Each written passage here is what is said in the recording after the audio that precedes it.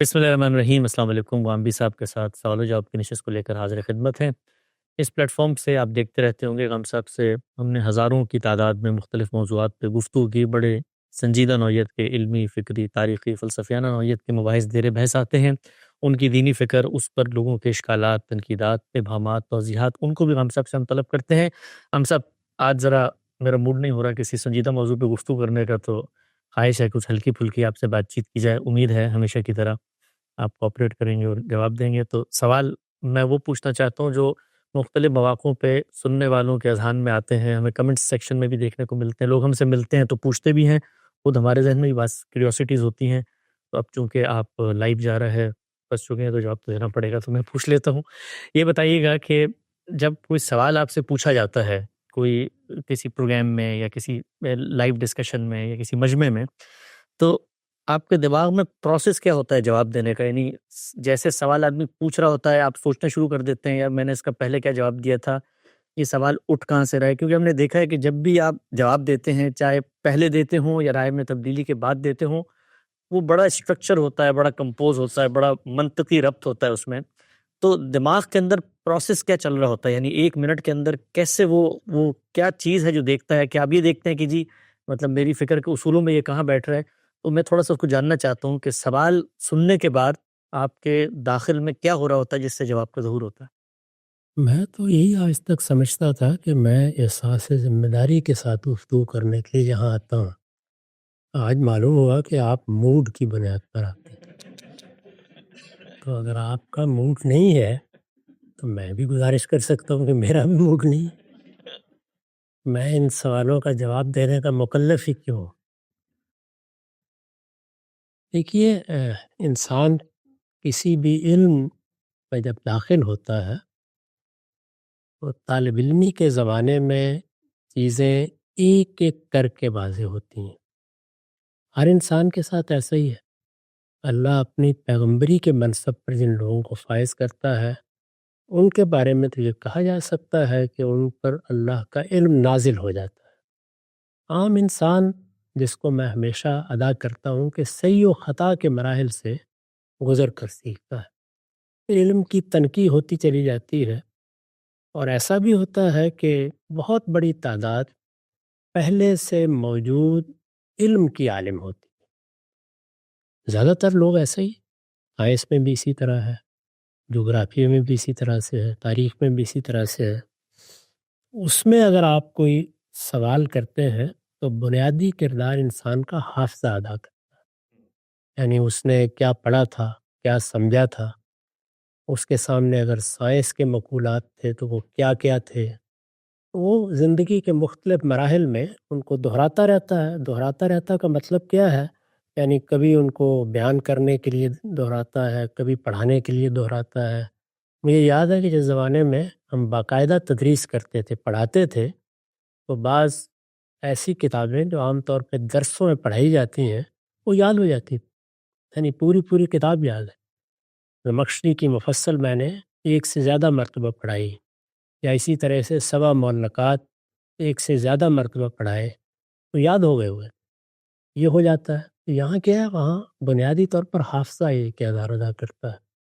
جس وقت کوئی چیز انسان کا فکر بنتی ہے، یعنی وہ کچھ چیزوں کو دریافت کرتا ہے، خود متعین کرتا ہے، تو اس میں اب حافظے سے آگے انسان کی جو فکری استعداد ہے وہ اخذ نتائج کا کام کرتی ہے۔ ہمارے مولانا اس کو یوں ادا کیا کرتے تھے کہ عمر کے ساتھ ظاہر ہے وہ 92-93 سال کی عمر تک جیتے رہے، فرمایا کرتے کہ عمر کے ساتھ چیزیں تو اب فراموش ہو گئی ہیں بہت سی، لیکن فکر نہیں فراموش ہوتا۔ واہ! تو فکر، یعنی فکر کیا چیز ہے؟ وہ معلومات نہیں ہے، اس میں آپ نے خود کان کنی کی ہوتی ہے، کچھ چیزوں کے اندر اتر کر انہیں تلاش کیا ہوتا ہے، ان کو متعین کرنے کے لیے بعض اوقات گھنٹوں، بعض اوقات دنوں، بعض اوقات مہینوں، بلکہ برسوں غور کیا ہوتا ہے۔ اس کے نتیجے میں وہ چیزیں اپنی اپنی جگہ پر بیٹھ چکی ہوتی ہیں، اور اس پورے نظام فکر میں وہ کہاں ہیں، بالکل ایسی مناسبت ان سے ہو جاتی ہے جیسی آپ کسی گھر میں روزانہ داخل ہوں تو آپ کو اس کے ساتھ ہو جاتی ہے۔ ایک ایک چیز کے بارے میں آپ جانتے ہیں. کبھی تجربہ ہوا ہوگا کہ اگر رات کے وقت روشنی نہ بھی ہو تو آپ اپنے گھر میں مناسب طریقے سے ہر جگہ پہنچ جاتے ہیں، چیز لے لیتے ہیں، اٹھا لیتے ہیں. میرے خیال میں اپنے فکر کے بارے میں بھی ایسے ہی ہوتا ہے. اس میں کوئی جواب سوچنے کی ضرورت نہیں ہوتی اگر وہ فکر سے متعلق ہے. البتہ یہ ہے کہ معلوماتی نوعیت کا اگر کوئی سوال ہے تو اس میں بعض اوقات دیکھنا بھی پڑ جاتا ہے، اور ایسا بھی ہوتا ہے کہ ذرا سوچنا بھی پڑ جاتا ہے، کیونکہ وہ چیزیں حافظے سے متعلق ہوتی ہیں. عمر کے ساتھ حافظے پر اثر بھی پڑتا ہے، اس میں غلطی بھی ہو جاتی ہے. فکر تو انسان کی شخصیت کا خمیر بن چکا ہوتا ہے، اس لیے اس میں یہ دقت نہیں ہوتی کبھی. ایک واضح ہوا نقطہ. اچھا ہم سب یہ بتائیے گا کہ ایسا ہر انسان کے ساتھ دنیا میں ہوتا ہے، ظاہری بات ہے انسان ہے، اس کی کچھ محدودات ہیں، علم کی بھی، اسی طریقے سے غور و فکر، تدبر و تعقل میں بھی کمی کوتاہی رہ جاتی ہے. یہ تو ہو نہیں سکتا کہ ہر بڑا مفکر عالم ہر سوال کا جواب دے سکے. پوچھنا میں آپ سے چاہتا ہوں کہ ظاہری بات ہے ایسے سوالات کبھی نہ کبھی سال 2 سال 10 سال میں آپ کے سامنے آ جاتے ہوں گے، جو سننے کے بعد فوراً دماغ کہتا ہوگا کہ یار اس پر تو مثلا ابھی اس طریقے سے غور ہی نہیں کیا، یا یہ ہے تو فکری نوعیت کا سوال لیکن اب تک زیر بحث نہیں آیا یا تفکر نہیں ہوا اس پہ، ٹھہر کے اس کا جواب تلاش نہیں کیا.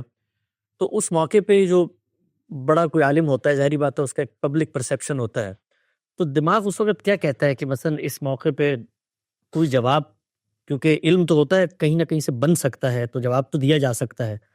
تو اس موقع پہ کیا یہ خدشہ ذہن میں آتا ہے کہ اگر میں نے اس کا مثال کے طور پہ جواب نہیں دیا تو لوگ کہیں گے کہ بھئی یہ تو اس کو تو یہ بھی نہیں پتا. تو کچھ نہ کچھ کبھی دماغ کیا کہتا ہے، کوئی جواب دے دیا جائے، یا آپ کو یہ ہوتا ہے کہ بھئی اس معاملے میں کہہ دوں کہ بھئی مجھے نہیں پتا اس بارے سے؟ نہیں، کرنا چاہیے، اور یہی ذمہ داری بھی ہے. اگر کوئی چیز آپ پر واضح نہیں ہے تو آپ اس کا جواب کیسے دیں گے؟ آپ کو بارہ خود تجربہ ہوتا ہوگا میرے ساتھ. آپ پوچھتے ہیں بعض موقعوں پر کہ فلاں چیز، تو میں یہ کہہ دیتا ہوں کہ اس کو کبھی میں نے موضوع تحقیق نہیں بنایا. جی ابھی میراث کے بارے میں آپ ایک ہفتہ پہلے مجھ سے پوچھ رہے تھے فلاں فلاں معاملات میں کیا ہوگا، تو میں نے کہا میں نے کبھی اس پر تحقیق نہیں کی. جو عام فقہا کی رائے ہے وہ مجھے بھی معلوم ہے، آپ بھی دیکھ لیں اور لوگوں کو بتا دیں. بہت سی چیزیں ایسی ہیں جن میں اسی طرح معذرت کرنا پڑتی ہے، اس لیے کہ علم تو ایک سمندر ہے. اس میں آپ یہ دعویٰ کیسے کر سکتے ہیں کہ ہر چیز آپ کے علم میں ہے؟ تو ایک چیز کسی معاملے میں آپ کا فکر ہے، جیسے میں نے عرض کیا، وہ تو وجود پذیر نہیں ہوتا جب تک اس کا جز ایک دوسرے کے ساتھ بیٹھ نہیں جاتا. لیکن معلومات کی نوعیت کی چیزوں میں تو بارہا غلطی بھی ہو جاتی ہے، اور یہ نہیں کہ وہ کوئی دانستہ ہوتی ہے. آپ کو خیال ہوتا ہے کہ یہ بات ایسے ہے، لیکن وہ بات اس طرح نہیں ہوتی. اس کی مثالیں موجود ہیں، خود میں نے بارہا معذرت کی ہے کہ یہ چیز صحیح نہیں تھی جو بیان ہو گئی، لوگ اس کی تصحیح کر لیں. لیکن چونکہ یہ روزمرہ کا کام ہوتا ہے تو ایسا نہیں کہ آپ ڈاکٹر کے پاس جاتے ہیں تو ہر تیسرے دن کینسر کی جگہ آپ کو وہ جگر کی خرابی کی دعا دے دیتا ہے. جی. کبھی کبھار ہو جاتی ہے غلطی انسان. اچھا یہ بتائیے ہم صاحب، ظاہری بات ہے 40-50 سال کی محنت ہے، اور اس محنت میں آپ نے ایک فکر کو ڈیولپ کیا، رات دن لگائے، زندگی کا ایک طرح سے اوڑھنا بچھونا وہ بن گیا. آپ جس پریسیجن سے اس کو بیان کرتے ہیں، 20-25 سال لگے ایک 800 صفحے کی کتاب لکھنے میں، اس کے ایک پیراگراف میں بسا اوقات مہینے لگ جاتے تھے. اب ہر صاحب علم ہے اس کے ارد گرد کچھ نہ کچھ جو ہیں شاگرد، کچھ تلامذہ، وہ بھی نشو و نما پروان چڑھ رہے ہوتے ہیں. تو یہ تو نہیں ہو سکتا کہ معاشرے میں وہ ایلین بن کے رہیں، وہ بھی آپ کی فکر کو کہیں نہ کہیں ریپرزینٹ کر رہے ہوتے ہیں. تو آپ بھی ظاہری بات ہے ان کو سنتے ہوں گے کہیں نہ کہیں. تو ایک بڑا عالم جو ہے وہ یہ سن کے اس کے اندر کیا کیفیت گزرتی ہے کہ بھئی یہ چیز تو میں نے اتنی پریسیجن، اتنی محنت سے اس کو یہاں پہنچا کر بیان کیا تھا، یہ جو ہے مثال کے طور پہ یہ بھی آیا ہے اور اس نے آ کے میری نسبت سے، ظاہری بات ہے اب جب یہ بات کرے گا تو لوگ مجھ پہ تنقید کریں گے. تو اس خدشے کو آپ کیسے دور کرتے ہیں؟ کیونکہ میں نے یہ دیکھا کہ غامدی صاحب نے کبھی کسی کو روکا نہیں، کبھی کسی کو سجیشن بھی نہیں دی کہ آپ میرا موقف بیان نہ کریں، جب کبھی محسوس ہوا تو اپنی رائے اپنے پلیٹ فارم. تو یہ ایک خدشے کی بات ہوتی ہے. اس کو کیسے آپ نے گوارا کیا کہ بھئی میرے ہی تلامذہ، میری ہی فکر اس طریقے سے بیان کرنے کی صلاحیت نہیں رکھتے، پھر بھی بیان کر رہے ہیں؟ دیکھیے، یہ فکر ان لوگوں کو لاحق ہوتی ہے جو کوئی اپنا خاص فرقہ بنانا چاہتے ہیں، یا ان کی یہ خواہش ہوتی ہے کہ ایک مکتب فکر کے یہ لوگ ہیں اور ان کو وہی بات کہنی چاہیے. میں نے کبھی ایسی نہ خواہش کی نہ اس کی کبھی کوشش کی. آزاد لوگ ہیں، ان کو اللہ تعالیٰ نے آزاد پیدا کیا ہے. وہ میرے تلامذہ ہیں، مجھ سے انہوں نے کچھ سیکھا ہے، پڑھا ہے. جب مجھ سے بات کرتے ہیں تو میں اس کی تصحیح بھی کرتا ہوں، توجہ بھی دلاتا ہوں. لیکن اگر ایسا نہ ہو تو میں یہ سمجھتا ہوں کہ اللہ تعالیٰ نے ان کو صلاحیت دی ہے. آج اگر ایک بات ٹھیک طرح نہیں سمجھے، کل سمجھ جائیں گے. ہمارے ہاں تو کبھی یہ نہیں ہوا کہ اداروں میں کام کرنے والے لوگوں کو بھی یہ کہا گیا ہو کہ آپ فلاں چیز کو اس طرح بیان نہیں کر سکتے یا اس طرح بیان نہیں کر سکتے؟ بہت سے لوگ ہیں میرے تلامذہ میں سے، انہوں نے مجھ پر تنقیدیں لکھی ہیں، وہ میرے اپنے ہی رسالوں میں شائع شدہ موجود ہیں۔ میں جب خود ان رسالوں کی ادارت کرتا تھا اس وقت بھی شائع ہوئی ہیں، اب بھی شائع ہوتی ہیں۔ کہ آپ کو معلوم ہے کہ بہت سے میرے تلامذہ ہیں جو بعض بڑی بنیادی چیزوں کے بارے میں مجھ سے اختلاف رکھتے ہیں، بڑے صاحب علم لوگ ہیں، میں ان کی بڑی عزت کرتا ہوں، مثلاً ڈاکٹر ساجد حمید صاحب ہیں، طالب محسن صاحب ہیں، یہ وہ بزرگ اساتذہ ہیں جو مجھ سے بعض چیزوں میں اختلاف رکھتے ہیں، زاویہ نظر کا اختلاف ہے، چیزوں کو دیکھنے کا۔ وہ پڑھاتے بھی ہیں، تعلیم بھی دیتے ہیں، اپنا اختلاف بیان بھی کرتے ہیں، تو کوئی فرق نہیں پڑتا۔ لوگ سیکھیں، سمجھیں۔ اگر کسی آدمی کو کوئی تردد پیدا ہوگا، وہ زندہ ہے، پوچھ لیں گے، جواب دے دیں گے، وضاحت کر دیں گے۔ دنیا سے چلے گئے تو جس طرح کوئی آدمی اختلاف کر رہا ہے، اسی طرح اتفاق کرنے والے صاحب علم بھی ہوں گے، وہ اس کی وضاحت کر دیں گے۔ تو اس میں تردد کیوں؟ یہ تو اس وقت ہے کہ جب آدمی اپنا کوئی جتھا بنانا چاہتا ہو، وہ پھر فلاں کو بھی کہے گا، فلاں کو بھی کہے گا۔ علم کی دنیا میں ان چیزوں کی کوئی حیثیت نہیں ہوتی۔ یہاں آپ آزادی اور حریت کی فضا میں رہیں، اپنی آراء قائم کریں، اپنا نقطہ نظر اختیار کریں، جو چیز آپ نے پوچھنی ہے پوچھیں، جس کو آپ بیان کرنا چاہتے ہیں کریں۔ کسی کے ساتھ تعلق ہوگا تو کبھی توجہ دلا دیں گے کہ فلاں چیز کو ذرا پڑھ کر بیان کیجیے، یا سوچ کر بیان کیجیے، یا سمجھ کر بیان کیجیے، یا اسی طریقے سے اگر کسی نے کوئی رائے قائم کی ہے اس پر کوئی تبصرہ بھی ہو جائے گا۔ لیکن یہ کہ میرے ہاں اس طرح کا کوئی تردد میرے باطن میں نہیں ہوتا، وہ ظاہر میں بھی کبھی نہیں ہوتا۔ یہ دیکھیے برسوں سے، کوئی میرا خیال ہے 15 سال ہو گئے اب میں پبلک لائف میں ہوں، اس میں نے برسوں لائیو پروگرام کیے ہیں، جیسے اب بیٹھا ہوا ہوں۔ آپ بتا دیں کسی شخص کو میں نے کبھی کہا ہو کہ فلاں سوال پوچھنا ہے، فلاں نہیں پوچھنا، اس کا جو جی چاہتا ہے پوچھے گا۔ اگر وہ پوچھے گا مجھے معلوم ہوگا جواب دے دوں گا، نہیں معلوم ہوگا معذرت کر دوں گا۔ تو میرے نزدیک آدمی اگر اس مقام پر ہو تو پھر اس کو ان چیزوں سے کوئی دلچسپی نہیں ہوتی۔ بالکل واضح ہو گیا، یہ بات حقیقت ہے۔ 2014 سے میں غام صاحب کے ساتھ براہ راست گفتگو کر رہا ہوں، آج 10 11 12 سال ہونے کو ہیں، لیکن کبھی کسی موضوع پر ہم نے ان سے نہیں پوچھا، اور نہ پوچھنے کی وجہ بھی ہے کہ جب ہم ان سے پوچھیں گے تو ظاہری بات ہے یہ اس پر کوئی سوال، کوئی تردد، کسی اضطراب کا اگر اظہار بھی ہوگا تو ہمیں لگتا ہے کہ اس سے ہماری آزادی یا پوچھنے والی کی آزادی مجروح ہوگی۔ تو یہ ماحول بھی غامدی صاحب نے مہیا کیا ہے کہ بغیر کسی قدغن کے، بغیر کسی جبر کے، جو چاہتے ہو پوچھنا چاہتے ہو پوچھو۔ اچھا ہم سب، ہر انسان ہے، ظاہری بات ہے، احساسات کا مجموعہ ہے، خون کرے پے کرے محسوس ہے، تو وہ ہر چیز سے اثر لیتا ہے۔ یہ تو ہو نہیں سکتا وہ اثر نہ لے۔ یہ تو ٹھیک ہے آپ کے بارے میں سب کہتے ہیں اپنے پر آئے کہ بھئی غامدی صاحب کو جذبات پہ، غصے پہ، رد عمل پہ بڑا کنٹرول ہے، اظہار نہیں ہوتا الفاظ میں یا مثال کے طور پر رویے میں، لیکن دل میں تو آدمی ہرٹ ہوتا ہے، آدمی کو ایک غصے کی لہر آتی ہے، یا آدمی کو تردد پیدا ہوتا ہے ہر انسان کی طبیعت میں۔ پوچھنا میں آپ سے چاہتا ہوں، یہ آج کل آن لائن اب چونکہ بہت مٹیریل آتا ہے، روزانہ تنقیدات بھی ہو رہی ہیں، اس وقت سینکڑوں کی تعداد میں علماء اپنے ویلاگز اور ویڈیوز بنا کے دیکھتے ہیں، یہ آپ بھی کبھی نہ کبھی کچھ نہ کچھ دیکھ لیتے ہوں گے۔ کون سی چیز ہرٹ کرتی ہے، دکھ دیتی ہے؟ یہ جو دین کے مختلف تلامذہ یا مختلف مکاتب فکر اپنا اپنا نقطہ نظر بیان کر رہے ہیں، وہ سن کے دل پہ ایک تھوڑا سا، جس کو کہتے ہیں نا کانٹا چبھتا ہے اور پھر آگے بڑھ جاتا ہے، وہ کیا چیزیں ہیں جو آپ کو تھوڑا سا ہرٹ کرتی ہیں؟ جب میں یہ محسوس کرتا ہوں کہ یہ شخص مجھ پر نقد کر رہا ہے، لیکن نقد کرتے وقت اپنے اخلاقی وجود کو برباد کر رہا ہے، یہ چیز تکلیف کا باعث ہے۔ اللہ اچھا، یعنی وہ بھی میرا محبوب ہے، اس لیے کہ وہ انسان ہے، اس امت کا ایک فرد ہے، نوجوان ہے، عالم ہے۔ یہ سب لوگ بڑی نعمت ہوتے ہیں، اثاثہ ہوتے ہیں۔ اس طرح کے لوگ اگر میدان میں آئے ہیں تو ان کے اخلاقی وجود کو بہت محکم رہنا چاہیے۔ ایک انسان آپ کی نیت پر حملہ آور ہو جاتا ہے، وہ آپ پر الزام لگا دیتا ہے، آپ کے محرکات طے کرنے کی کوشش کرتا ہے، آپ کی بات کو بگاڑ کے پیش کرتا ہے، اس میں مجھے کیا نقصان ہونا ہے؟ میں اپنی بات کہہ دوں گا، کسی نے سیکھنی ہے سیکھ لے گا، سمجھنی ہے سمجھ لے گا، لیکن خود اس شخص کی اپنی شخصیت بہت مجروح ہوتی ہے۔ اسے یہ احساس نہیں ہوتا کہ جب وہ تنقید میں یہ طریقہ اختیار کرتا ہے تو اصل میں تاریخ کو کوئی اچھی چیز سپرد نہیں کرتا جو اس کی یادگار بنے، وہ تاریخ کے کوڑے دان کی نظر ہو جانی ہے۔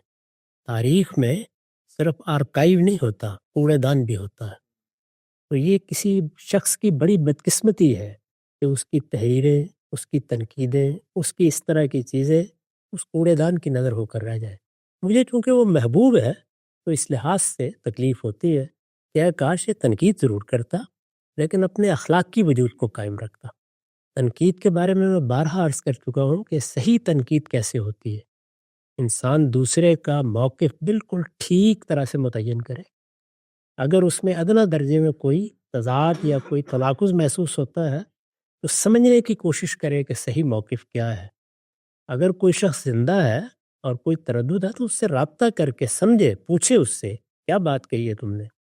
جب آپ دوسرے کا موقف درست بیان کر دیتے ہیں تو پھر تنقید بھی صحیح ہوتی ہے۔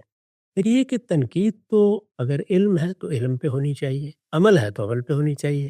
نیت، محرکات، انسان کے باطن میں اتر کر آپ اس کے بارے میں طے کر رہے ہوتے ہیں کہ یہاں تو اصل میں یہ مقصد ہے اور وہ مقصد ہے۔ مجھے نہیں معلوم کہ اس طرح کے لوگ قیامت میں پروردگار کو کیا جواب دیں گے، اس میں مجھے تکلیف ہوتی ہے اور وہ اس شخص کے حوالے سے ہوتی ہے۔ جہاں تک میرا اپنا تعلق ہے، میں یہ سمجھتا ہوں کہ میں نے ایک بات کہہ دی ہے، اس کو میں نے صحیح دلائل کے ساتھ بیان کر دیا ہے۔ کوئی دلیل سامنے آئے گی ہر وقت نظر ثانی کے لیے حاضر ہوں۔ اگر ایسا نہیں ہے کوئی فرق نہیں پڑتا، تنقیدیں ہوتی رہتی ہیں۔ دنیا میں کون سی چیز ہے جس کے بارے میں سب لوگ متفق ہو جاتے ہیں؟ علم کی دنیا میں ایسا کبھی نہیں ہوتا۔ بڑی سے بڑی چیزوں کو بھی آپ دیکھیں کہ وہ معرض تنقید میں رہتی ہیں۔ سائنس کی دنیا میں جا کر دیکھ لیں، فلسفے کی دنیا میں جا کر دیکھ لیں، ایک کے بعد دوسرا شخص پیدا ہوتا رہتا ہے اور وہ چیزوں کی غلطیوں کو متعین کرتا رہتا ہے۔ تو تنقید تو آگے بڑھنے کا ذریعہ ہے، اس سے علم پیدا ہوتا ہے۔ میں تنقید کرنے والے کو اپنا محسن سمجھتا ہوں۔ وہ جب اپنے اخلاقی وجود کی توہین کرتا ہے، میرے نزدیک یہ اپنے اخلاقی وجود کی اہانت ہے۔ یہ چیز البتہ تکلیف کا باعث بنتی ہے۔ بات بالکل واضح ہوئی، بڑی اہم بات ہے، بڑی سیکھنے کے اس میں سبق ہے۔ اچھا ہم سب یہ بتائیے گا کہ ظاہری بات ہے آپ نے زیرو سے کام شروع کیا، پیچھے کوئی اس طرح کی عصبیت نہیں تھی، کوئی خانوادے نہیں تھے، کوئی مدارس نہیں تھے، کوئی اپنا جس کو آپ کہتے ہیں کوئی مذہبی شاخلہ نہیں تھا۔ ایک فری لانسر کی طرح مختلف علماء سے پڑھ کر آپ نے شروع کیا، جماعت اسلامی کا حصہ رہے، لیکن اس سے چھوڑنے کے بعد خود سے اپنی دنیا خود بنائی ہے جو کچھ ہے 30-40 سال میں۔ اب ظاہری بات ہے دنیا تو بن گئی ہے، سننے والے بھی ہزاروں نہیں لاکھوں کی تعداد میں ہیں دنیا میں، جہاں ہم سفر کرتے ہیں، چاہنے والے بھی ملتے ہیں، پذیرائی بھی کرتے ہیں۔ لیکن آپ کو بطور شخصیت یہ چیز کبھی کبھی ایز اے انسان اثر انداز کرتی ہوگی نا کہ یار جب اتنے لوگ سن رہے ہیں تو میں کسی ایسے موضوع پر بات نہ کروں، یا کسی ایسے موضوع پر بات ایسے نہ کروں کہ جس سے میرے چاہنے والوں کی جو فیلنگز ہیں یا ان کے جو تصورات ہیں وہ ہرٹ ہو، اور نتیجتاً وہ مجھ سے ہی برگشتہ ہو جائیں اور میری خلاف ہو جائیں۔ تو ہم نے دیکھا کہ رجم کی بحث ہو، مثال کے طور پہ حدود آرڈیننس کی بحث ہو، توہین رسالت کی بحث ہو، اس کے بعد پاکستان کے اندر جو بڑے موضوعات زیر بحث آتے ہیں دینی فکری پس منظر میں، آپ سے جب بھی ہم نے سوال کیا ہے تو آپ نے اس کا جواب بھی دیا اور کبھی ہمیں روکا بھی نہیں کہ اس موضوع پہ سوال نہ کرو تو بہتر ہے۔ پوچھنا میں آپ سے چاہتا ہوں کہ یہ بطور انسان ہر انسان کو محسوس ہوتا ہوگا، یار کچھ لوگ مجھے سن رہے ہیں، اگر میں کروں گا تو ہو سکتا ہے کچھ تردد ہو، لوگ چھوڑ کے چلے جائیں۔ تو یہ کبھی آپ کا دماغ سوچتا ہے کہ اس موضوع پہ بات نہیں کرنی چاہیے مجھے؟ دیکھیے میں جن موضوعات پر خود بات کرتا ہوں ان کو میں نے متعین کیا ہوا ہے۔ میں نے پچھلے دنوں بتایا بھی بعض لوگوں کو دین اپنی حقیقت میں کیا ہے، دین کے مشمولات کیا ہیں، اس کے محتویات کیا ہیں۔ ان کو میں دین کی ترتیب سے پیش ضرور کروں گا لیکن بے کم و کاست پیش کروں گا۔ پہلے دن سے میں نے اپنے رب سے عہد کیا ہوا ہے کہ مجھے جس طرح وہ دین ہے اسی طرح پیش کرنا ہے۔ جب میں کسی چیز کی غلطی پر متنبع ہو جاؤں گا تو ضرور رجوع کروں گا، لیکن جو کچھ اس وقت میرے نزدیک حق ہے وہ مجھے بتانا ہے۔ دین میں اپنی طرف سے کسی چیز کو مقدم مؤخر نہیں کر سکتا۔ مجھے تو اس پورے دین کو بیان کرنا ہے، اس کو ترتیب کے ساتھ لوگوں کے سامنے رکھنا ہے، اس کا حسن نمایاں کرنا ہے، لیکن حکمت کے ساتھ اپنی بات کہنی ہے۔ حکمت کا تعلق اس سے نہیں ہے کہ آپ کسی چیز کو بیان نہ کریں یا کسی چیز کو چھپا لیں۔ یعنی وہ تو رسالت مآب صلی اللہ علیہ وسلم نے فرمایا ہے کہ اگر کوئی حق تمہیں معلوم ہے اور تم نے اس کو لوگوں تک نہیں پہنچایا اور تمہارے اندر یہ صلاحیت تھی کہ اس کو لوگوں تک پہنچاؤ، تو قیامت میں آگ کی لگام تمہارے منہ میں ڈال دی جائے گی۔ ایک بندہ مومن یا تو اس راہ کو اختیار نہیں کرے گا، اختیار کرے گا تو اس کی پہلی ذمہ داری یہی ہے کہ دیکھیے کہ خود رسالت مآب کو کیا کہا ہے کہ یہ ہم نے اپنا پیغام تمہارے حوالے کر دیا ہے، یہ رسالات اللہ ہے، یعنی اللہ کے پیغامات ہیں۔ اگر آپ نے ادنیٰ درجے میں ان کو پہنچانے میں کوتاہی کی فما بلغت رسالتہ، تو جب کوئی عالم بھی یا دین کا طالب علم بھی اللہ کا دین بیان کرتا ہے تو پہلی ذمہ داری تو یہ ہے کہ نہ اس میں کسی چیز کو چھپایا جا سکتا ہے، نہ کسی چیز کو اپنی مرضی سے مقدم مؤخر کیا جا سکتا ہے۔ جو تقدیم تاخیر دین نے طے کی ہے وہ ضرور ملحوظ رکھنی چاہیے، اور بات حکمت کے ساتھ کہنی چاہیے۔ وہ حکمت کے ساتھ بات کہنی ہے، اس کی خود اللہ تعالیٰ نے ہدایت کر دی، ادعو الی سبیل ربک بالحکمہ، یعنی یہ میرا راستہ ہے، تیرے پروردگار کی راہ ہے، اس کی طرف لوگوں کو حکمت کے ساتھ بلاؤ۔ حکمت کا مطلب لوگ یہ سمجھ لیتے ہیں کہ اس میں تقدیم و تاخیر کا حق بھی ان کو حاصل ہو گیا ہے۔ نہیں، بات کب کہنی ہے، کس طرح کہنی ہے، کیا اسلوب اختیار کرنا ہے، اس کو لوگوں تک پہنچانے میں کن چیزوں کا لحاظ رکھنا ہے، یہ حکمت ہے۔ دانائی کی بات کرنی ہے، لیکن یہ کہ کسی چیز کو آپ چھپا لیں، کسی چیز کو بیان کرنے سے انکار کر دیں، جب موقع آ جائے گا، جب وقت آ جائے گا تو اس کی شہادت دینا یہ ذمہ داری ہے۔ مجھے یاد ہے کہ ہمارے ہاں پاکستان میں جب توہین رسالت کے باب کی بحث شروع ہوئی تو میرے بعض تلامذہ نے، اور وہ مجھ سے بڑی محبت کرتے تھے، مجھے توجہ دلائی کہ کیا یہ ضروری تھا کہ اس موضوع پر بھی رائے دی جائے۔ تو میں نے اس وقت انہیں جواب دیا تھا، وہ آپ کو بھی سنا دیتا ہوں۔ میں نے ان سے یہ کہا تھا کہ دیکھیے، اس وقت لوگ یہ بیان کر رہے ہیں کہ رسول اللہ نے اپنی اہانت کرنے والوں کے لیے موت کی سزا مقرر کی، اس کو وہ اسلام کی یا محمد الرسول اللہ کی مقرر کردہ سزا کے طور پر بیان کر رہے ہیں۔ میرے نزدیک یہ بات سراسر غلط ہے۔ رسول اللہ صلی اللہ علیہ وسلم نے ایسی کوئی سزا کبھی بیان نہیں کی۔ جب یہ حقیقت ہے اور لوگ ایک بات اللہ کے پیغمبر کی طرف غلط منسوب کر رہے ہیں، میں اس پر خاموش رہوں تو قیامت میں اگر اللہ کے پیغمبر نے مجھ سے پوچھا کہ جب میری نسبت سے غلط بات بیان کی جا رہی تھی تم اس وقت کہاں تھے، تو میں کیا جواب دوں گا؟ وہ جواب آپ مجھے بتا دیں تو میں خاموشی اختیار کر لیتا۔ تو نازک سے نازک مراحل میں بھی میں نے کوشش کی کہ میں اللہ کے پیغمبر نے جو بات اس کے بارے میں کہی ہے، جس طرح کہی ہے، اس کو لوگوں تک پہنچا دوں۔ تو اس کا تعلق تو دین کے کانٹینٹ سے ہے۔ اس کے بعد دوسری بڑی چیز کیا ہے؟ مسلمانوں کے مسائل، یعنی میرے اولین مخاطب کون ہے؟ مسلمان۔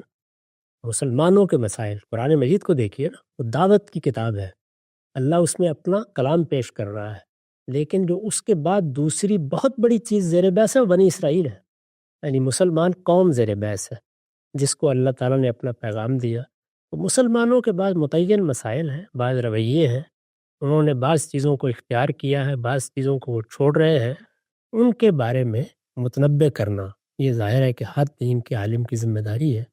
اگر آپ پیچھے نگاہ ڈال کے دیکھیں تو امام غزالی ہیں، شاہ ولی اللہ ہے، مولانا سید ابواللہ صاحب مودودی ہیں، جن پر بھی آپ نگاہ ڈالیں گے وہ اپنے زمانے میں ان سب چیزوں کو موضوع بنا رہے ہیں اور یہ بتا رہے ہیں کہ یہاں یہ رویے صحیح ہیں، یہاں یہ رویے غلط ہیں۔ یعنی جب آپ سورہ بقرہ پڑھتے ہیں، جب آل عمران پڑھتے ہیں، جب نساء پڑھتے ہیں، تو اس میں دونوں چیزیں ایک دوسرے کے ساتھ ملی ہوئی زیر بحث ہے۔ دین کیا ہے اور مسلمانوں نے یعنی بنی اسرائیل نے اس سے متعلق کیا رویے اختیار کیے، دونوں چیزیں زیر بحث آتی ہیں۔ ان میں وہی صورتحال ہے کہ آپ کیا کر سکتے ہیں، جو چیزیں آپ کے موضوع سے متعلق ہیں ان کو آپ ہر حال میں بیان کریں گے، ان کو آپ سلیقے کے ساتھ لوگوں کے سامنے رکھیں گے، محبت کے ساتھ توجہ دلائیں گے، نصح و خیر خواہی کے جذبے کے ساتھ انہیں متربع کریں گے۔ میرا خیال ہے کہ میں نے ہمیشہ اس کا لحاظ رکھا ہے، لیکن لوگ ناراض ہو جائیں گے، اس کی پرواہ نہیں کرنی چاہیے۔ لوگوں کا اس سے کیا تعلق ہے؟ مجھے تو مسلمانوں کے معاملات کے بارے میں اپنی جوانی کے زمانے میں اس حادثے سابقہ پیش آیا جب بھٹو صاحب کے خلاف تحریک چل رہی تو 1977 کی بات، 77۔ آپ دیکھیں میری 51 کی پیدائش، یہ بالکل عنفوان شباب کا زمانہ ہے۔ تو میں نے لوگوں کو توجہ دلائی اپنے درس کے بعد کہ جو آپ لوگ اتنے زیادہ ان لوگوں پہ اعتماد کر کے باہر نکلے ہوئے ہیں اور ایک تحریک برپا کیے ہوئے ہیں، میرے خیال کے مطابق ایک بے معنی تحریک ہے، اس کا کوئی نتیجہ نہیں نکلنا، آپ کو بعد میں افسوس ہوگا۔ یہ لوگ جس وقت کامیابی کے قریب ہوں گے، ایک دوسرے سے لڑ رہے ہوں گے، اس طرح کے اتحادوں کے ذریعے سے کبھی کوئی ایسا نتیجہ نہیں نکلا تاریخ میں، تو اس کا میں نے تجزیہ کر دیا۔ تو یہ کوئی 15-20 منٹ لگے درس قرآن میں، یہ جان محمد حضوری کی مسجد کا واقعہ جہاں میں درس قرآن دیا کرتا تھا۔ تو لوگ 15 منٹ کے عرصے کے دوران میں کوئی 150 پونے 200 لوگ بیٹھے ہوئے تھے، اٹھنا شروع ہوئے، ایک اٹھا دوسرا اٹھا، آخر میں 2 ہی تھے جب میں تقریر ختم کر رہا تھا۔ اللہ اکبر۔ تو مجھے کوئی تردد نہیں ہوا، میں نے قرآن مجید اٹھایا اور گھر آ گیا۔ تو اس سے کیا فرق پڑتا؟ جس نے بات سننی ہے سنے، جس نے نہیں سننی نہیں سنے، میں تو ان کو سنانے کے لیے مکلف ہوں، اس سے زیادہ میری کوئی ذمہ داری نہیں ہے۔ وہ مانتے ہیں نہیں مانتے، اس سے کوئی فرق نہیں پڑتا، مجھے اپنی بات کہنی ہے، اور اس بات کو کہنے کے لیے یہ ہے کہ انہی موضوعات کو لینا ہے جو میری ذمہ داری کے موضوعات ہیں۔ جو میری ذمہ داری کے موضوعات نہیں ہیں، وہ ظاہر ہے کوئی فلسفے کا موضوع ہو سکتا ہے، کوئی تاریخ کا موضوع ہو سکتا ہے، ان کے بارے میں ظاہر ہے کہ ان چیزوں کا بھی آدمی لحاظ کرتا ہے کہ خواہ مخواہ اس پر گفتگو کرنے کی کیا ضرورت ہے، لیکن جو میرے دائرے کے موضوعات ہیں ان کو میں اپنی اخلاق کی ذمہ داری سمجھتا ہوں، ان کو ہر حال میں بیان کروں گا۔ ٹھیک۔ اچھا ہم صاحب یہ بتائیے گا، آپ جب اپنے آپ سے کبھی کبھی بیٹھ کے سوال کرتے ہوں گے کہ بھئی یہ آپ کی فکر ہے جو آپ نے مثال کے طور پر وجود پذیر کی، آپ کو کیا لگتا ہے کہ جو آپ کو اس وقت پذیرائی ہمیں نظر آتی ہے، تھوڑی بہت کہیں جائے تو کوئی 1000 2000 آدمی بھی جمع ہو جائیں گے، ملنے کی بھی خواہش ہوگی، لوگ رابطہ بھی دن میں 100 200 250 لوگ رابطہ کر رہے ہوتے ہیں، کوئی تو ایک تاثر بنتا ہے کہ یار یہ شاید قوم مجھے پسند کر رہی ہے، پسند کچھ نہ کچھ فکر کی پذیرائی ہو رہی ہے۔ آپ کو جنون اگر مجھے آپ بتائیے گا بغیر کسی تردد کے، آپ کو لگتا ہے کہ پاکستانی قوم نے جو پیکج آپ اس کو دینا چاہتے تھے، ایک پورا کا پورا فکر، وہ پیکج قوم کا کوئی ایک سیگمنٹ، کوئی ایک حصہ، کوئی مثال کے طور پہ 10 20 لاکھ لوگ اس کو اس 50 سال میں ایکسیپٹ کرنے کی جگہ پر آئے ہیں؟ مجھے وہ واضح ہے کہ آپ کا یہ کنسرن نہیں ہے، لیکن جو پذیرائی کر بھی رہے ہوتے ہیں، ہم نے دیکھا کہ کئی چھوٹا سا ان کو کسی موضوع پر اختلاف ہوتا ہے تو وہ پھر اچک کے دوسرے کیمپ پہ چلے جاتے ہیں۔ تو آپ کو لگتا ہے جو قوم کو آپ دینا چاہتے تھے، قوم میں کچھ اس کی اپریسیشن ہے، یا یہ قوم ابھی آپ کے افکار کے لیے تیار نہیں؟ میرا خیال ہے کہ ابھی بہت وقت لگے گا، میں نے کبھی ایسی توقعات بھی وابستہ نہیں کی۔ ایک نیا فکر، اس کے کچھ مقدمات ہوتے ہیں، اس کے کچھ نتائج ہوتے ہیں۔ ابھی آپ نے دیکھا ہوگا کہ مولانا عمار خان ناصر نے اس پورے فکر کے بنیادی مقدمات کو 5 نکات میں بیان کیا جی ہے لوگوں کو توجہ دلانے کے لیے۔ ان میں سے ایک ایک چیز ہے جس کو اس کے اندر اتر کر جب تک آدمی سمجھ نہیں لیتا، اس وقت تک اس کو کیوں اختیار کرے گا؟ یہ جو آپ کو پذیرائی محسوس ہوتی ہے، یہ کوئی گہرائی کے ساتھ اعماق میں اتر کر اس فکر کو اختیار کر لینے کی پذیرائی نہیں ہے۔ اس میں ہوتا یہ ہے کہ کوئی چیز آپ کے لیے ذہنی تردد کا باعث تھی، وہ دور ہو گئی، آپ تحسین کر دیتے ہیں۔ کسی چیز کے بارے میں آپ محسوس کرتے تھے کہ یہ تو کوئی نہ سمجھنے والی بات ہے، وہ سمجھ میں آ گئی، چلیے آپ نے تحسین کر دی۔ لیکن کوئی فکر جس وقت آپ کی دل و دماغ کا حصہ بنتا ہے، وہ ایک علمی عمل ہے جو لازماً ہوتا ہے۔ میں جب کبھی نگاہ ڈالتا ہوں تو 10 20 سے زیادہ لوگ مجھے نہیں نظر آتے، تو اتنے لوگوں کے ساتھ میرا نہیں خیال کہ پذیرائی کا لفظ بولنا چاہیے۔ نقطہ بالکل واضح ہو گیا۔ آخری بات ہم صاحب، آپ کو علمی طور پر سننے والے لوگوں کی بھی اس وقت ایک تعداد ہے، دینی مدارس کے فضلاء بھی ہیں، نئے نوجوان بھی ہیں۔ اس وقت ہم نے دیکھا ہے کہ ایک میڈیا کی طاقت ان کو مل گئی ہے، اظہار کے بے پایاں مواقع ہیں، اس میں ظاہری بات ہے عزت بھی ہوتی ہے، شہرت بھی ہوتی ہے، پذیرائی بھی ہوتی ہے، افکار کی ترسیل بھی ہوتی ہے۔ کوئی ایک نصیحت کی بات جو آپ کو لگتا ہو، کیونکہ ایکسپوجر ایک دم سے مل جاتا ہے، جس شخص کے پاس جو کچھ ہے وہ دنیا تک پھیلانے کے لیے اب کسی کا مکلف نہیں رہا، ایسے لوگ ظاہری بات ہے بڑی تعداد میں آ رہے ہیں، فکر کو پھیلانے اور دعوت کا بھی ایک جذبہ رکھتے ہیں، وہ کیا چیز ہے جو آپ کو لگتا ہے کہ ان کو اپنانی چاہیے؟ کیونکہ اس وقت ایکسپوجر ہے معلومات کا، ہر کوئی بٹن دباتا ہے، ویلاگ بنا کے یوٹیوب پہ چینل بنا کے شروع ہو جاتا ہے۔ کیا کرنا چاہیے علمی لوگوں کو؟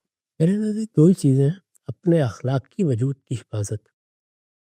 اخلاقی وجود کی حفاظت نہیں کی انسان نے تو وہ بڑی سے بڑی چیز کو بھی اپنے لیے زحمت بنا لیتا ہے۔ میں نے پچھلے دنوں بھی عرض کیا تھا، مولانا روم نے بڑی صحیح بات کہی ہے کہ علم را برتن زنی مارے بود۔ یہ علم ہے، آپ اس کو اگر اس کی صحیح جگہ پر نہیں رکھتے تو یہ سانپ بن جاتا ہے۔ اور علم را بن دل زنی جارے بود، اگر اس کا ربط آپ کے دل سے، دماغ سے، آپ کی روح کے اعماق سے ہو گیا ہے تو پھر وہ آپ کے لیے دوست بن جاتا ہے، شناسہ بنتا ہے۔ اپنے اخلاق کی وجود کی حفاظت کرنی چاہیے ہر اس شخص کو جو دنیا سے کوئی بات کہنا چاہتا ہے۔ اخلاق کی وجود کی حفاظت آسان نہیں ہوتی۔ میں نے بارہا بیان کیا ہے کہ اللہ پیغمبروں کے لیے بھی جب انتخاب کرتے ہیں تو صرف یہ چیز دیکھتے ہیں سب سے پہلے، باقی کیا دیکھتے ہیں مجھے معلوم نہیں ہے، لیکن اس کا تو انہوں نے ذکر کر دیا ہے قرآن میں کہ وہ خیار الناس ہوتے ہیں، یعنی اپنے اخلاق کی وجود کے لحاظ سے وہ بہترین لوگ ہوتے ہیں۔ رسالت آپ صلی اللہ علیہ وسلم کو اسی لحاظ سے خدا نے خود پیش بھی کیا ہے۔ سورہ قلم میں دیکھیے یہی بات کہی ہے اور یہ بتایا ہے کہ ان کا اخلاق تو یہ ہے، ان کا کردار یہ ہے، ان کی سیرت کیا ہے، اور مقابلے میں رکھ کے بتایا ہے کہ قریش کی قیادت کی سیرت کیا ہے، کردار کیا ہے، ان کے لیڈروں اور ان کے زعماء نے کیا رویے اپنا رکھے ہوئے ہیں۔ تو پہلی بنیادی چیز یہ ہے۔ دوسری یہ ہے کہ آپ کو اللہ تعالیٰ نے ایک ظرف دیا ہے۔ میرے جلیل القدر استاد ہمیں کہا کرتے تھے کہ اس ظرف کو بھرنے کی کوشش کریں، یعنی انڈھیلنے کی جلدی نہیں ہونی چاہیے۔ یہ جب کناروں تک بھرے گا تو خود بخود اڑل جائے گا۔ تو ہمارے یہاں ہوتا یہ ہے کہ وہ اسے کہتے ہیں کہ آپ کو ایک ہلدی کی گانٹھ مل گئی اور آپ کہتے ہیں کہ پنساری کی دکان کھول کے مجھے بیٹھنا ہے۔ تو ذرا اپنے ظرف کو بھرنے میں محنت کریں، اس میں 10-20 سال لگتے ہیں۔ جب یہ ظرف بھرے گا، چیزیں سمجھی جائیں گی، اس کے اعماق میں اتر کر جان لی جائیں گی، پھر یہ مؤثر بھی ہوں گی، پھر یہ دلوں میں اتریں گی بھی، اور پھر آپ اس سے بے نیاز ہو جائیں گے کہ کون مانتا ہے کون نہیں مانتا، کون سمجھتا ہے کون نہیں سمجھتا۔ اس کی وجہ یہ ہے کہ علم کی اپنی راہ میں انسان کو جو لذت حاصل ہوتی ہے، اور علم جب خود تشکیل پاتا ہے تو وہ جس طرح انسان کے پورے وجود کا احاطہ کر لیتا ہے، وہ دنیا اتنی خوبصورت دنیا ہے کہ اس کے مقابلے میں ان چیزوں کی اہمیت ختم ہو جاتی ہے۔ چنانچہ یہ شہرت ہے اور یہ لوگوں میں پذیرائی ہے اور اس طرح کی چیزیں ہیں، یہ بے معنی ہو کر رہ جاتی ہیں۔ تو جب تک یہ چیز آپ کے اندر پیدا نہیں ہوتی، اپنے ظرف کو بھرنے کی صحیح کیجیے۔ جتنا زیادہ علم پختہ ہوگا، جتنا زیادہ چیزوں کو آپ ان کے اندر اتر کر جانیں گے، اتنا ہی خود آپ کے وجود پر اس کا غیر معمولی اثر ہوگا اور لوگوں پر بھی اس کے اثرات۔ بالکل واضح ہو گیا۔ کچھ ہلکی پھلکی باتیں کرنی تھیں اور غام صاحب نے اس ہلکی پھلکی باتوں میں بڑی گہری فکر اسباق دنیا تک پہنچا دی ہیں۔ انشاءاللہ دوبارہ حاضر خدمت ہوں گے۔ وقت یہاں پہ ختم ہوتا ہے۔ اب تک آپ لوگوں کو بہت شکریہ۔